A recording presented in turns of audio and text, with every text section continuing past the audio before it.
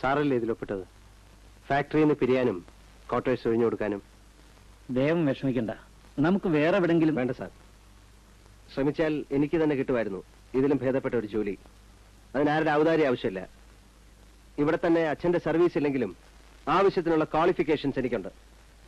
ITI സർട്ടിഫിക്കറ്റോ polytechnic ഡിപ്ലോമയോ അല്ല, എഞ്ചിനീയറിംഗിൽ ഒരു ഡിഗ്രി ഹോൾഡറാണ് ഞാൻ. അത് സാറിന് അറിയാമല്ലോ. Yes, I know.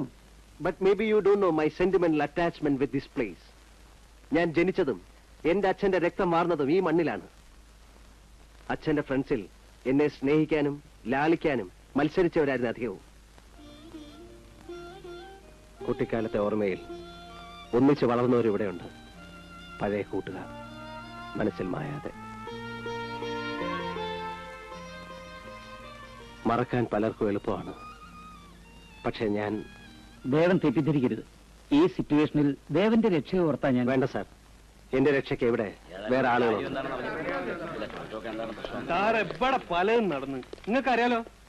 ഇനി ഒരു കാരണമില്ലാതെ ദേവനെ കൂടെ ശിക്ഷിക്കാൻ ഞങ്ങൾ സമ്മതിക്കില്ല. മറ്റൊരു തെമ്മാറ്റത്തിന് മാനേജ്മെന്റ് ആണ് ചൂട്ടുപിടിക്കുന്നത്. അല്ലെങ്കിൽ ഞങ്ങൾക്കറിയാം നിങ്ങൾ എവിടെയാണെന്ന്. ഇതുവരെ സഹിച്ചു, ഇനി പറ്റില്ല. ഇവന്മാരൊക്കെ നമ്മളെ എന്ത് വിചാരിച്ചു? നിങ്ങൾ ബഹളം ഉണ്ടാക്കറിയ, ഒന്നും സംഭവിക്കില്ല. ഞാൻ പറഞ്ഞില്ലേ, നിങ്ങൾ പൊയ്ക്കോളൂ. നിങ്ങൾ എന്തിനാ ഇങ്ങോട്ട് വന്നത്? വരൂ. അവന്റെ ഒരു എഞ്ചിനീയറിംഗ് ഡിഗ്രി നിന്റെ അച്ഛനെ പോലെ പോളിടെക്നിക് അല്ലെന്ന് മനസ്സിലായോടെ ആ വെപ്പ്? ഇല്ല, നിന്റെ അച്ഛനും മനസ്സിലായി കാണില്ല.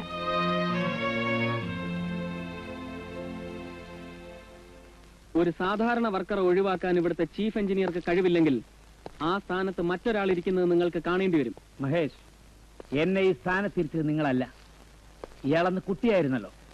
എനിക്കുള്ള യോഗ്യത എന്താണെന്ന് അറിയണമെങ്കിൽ അച്ഛനോട് ചോദിച്ചു നോക്ക്. എന്തിനെല്ലാം നിർബന്ധിച്ച് എന്നെ കൂട്ടി നിർത്തിയിട്ടുണ്ടെന്ന്, എന്നെ കരുവാക്കി എന്തെല്ലാം നേടിയിട്ടുണ്ടെന്ന്. അമ്മാവന്റെ മകളുടെ പേരിൽ തുടങ്ങിയ രശ്മി കെമിക്കൽസ് അടക്കം എവിടെ നിന്നുണ്ടായി എന്ന് എനിക്കറിയാം.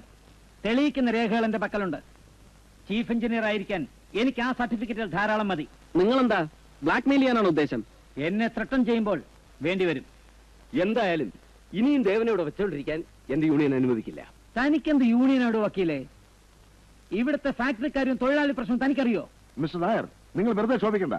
ഇല്ല സാർ, ഇനി അടങ്ങിയിരിക്കാൻ ഒക്കില്ല. നിങ്ങൾക്ക് വഴങ്ങാത്ത ക്യാപ്റ്റൻ രാമകൃഷ്ണനെ കൊല്ലിച്ചതുപോലെ അയാളുടെ മകനോട് തുടങ്ങിയാൽ ഞാൻ സഹിച്ചൊന്നും വരില്ല. തീവ്രവാദത്തിലും പൊളിറ്റിക്സിലും ഒക്കെ നിങ്ങളിൽ പലരെയും പോലെ ഞാൻ അത്ര കമ്മിറ്റഡ് അല്ല. നമ്മുടെ ഫാക്ടറിയുടെ കാര്യം പറഞ്ഞാൽ ഇവിടുത്തെ തൊഴിലാളികളെയും മാനേജ്മെന്റിനെയും ഒരുപോലെ മുതലെടുത്ത് ജീവിക്കുന്ന മൂന്നാമതൊരു വർഗമുണ്ട്. ട്രേഡ് യൂണിയന്റെ പേരിൽ പ്രവർത്തിക്കുന്ന മാഫിയ പോലൊരു സംഘം. അവരുടെ തേർവാഴ്ചയ്ക്കും അക്രമത്തിനുമെതിരെ നിങ്ങളോടൊപ്പം ഞാനും നിൽക്കാം. ഒരു രാഷ്ട്രീയ പാർട്ടിയുടെയും പൊളിറ്റിക്കൽ എക്സ്പ്ലോയിറ്റേഷന് വഴങ്ങാതെ തികച്ചും സ്വതന്ത്രനായി. ദേവൻ ഒരു ഹിന്ദു വർഗീയവാദിയാണെന്ന് പറയുന്നുണ്ടല്ലോ. ഞാൻ ഹിന്ദു ധർമ്മവാദിയാണ്. മറ്റു മതങ്ങളുമായി സംഘട്ടനമല്ല സമന്വയമാണ് വേണ്ടതെന്ന് വിശ്വസിക്കുന്ന ആളാണ് ഞാൻ. സ്വന്തം താല്പര്യങ്ങൾക്ക് വേണ്ടി രാഷ്ട്രീയം വർഗീയമാക്കിയും തിരിച്ചും പ്രയോഗിക്കുന്നവരെ നാം ഒറ്റപ്പെടുത്തണം. പൊതുശത്രുവിനെ നേരിടാൻ ദേവനും മുഹമ്മദിനും യോജിക്കാവുന്നേ ഉള്ളൂ.